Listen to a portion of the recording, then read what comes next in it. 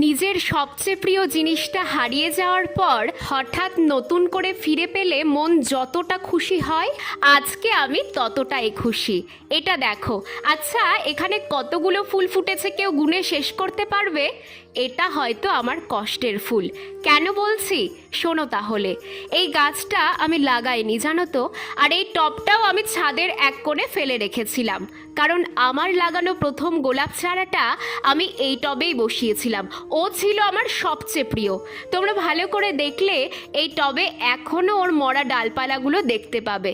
অনেক ফুল দেওয়ার পর আগের বছর গরমে ও মারা যায়। খুব কষ্ট পেয়েছিলাম জানো তো, তাই ওর স্মৃতিটুকুই রেখে দিয়েছিলাম। হঠাৎ এই বর্ষায় দেখছি একটা পুর্তলিকা জন্মালো একা একাই, আর আজকে তার এমন রূপ। জানো তো, একটা কথা আমি খুব বিশ্বাস করি, আমি ওদের একটু ভালোবাসা দিলেই ওরা আমায় এক আকাশ ভালোবাসা দেবে।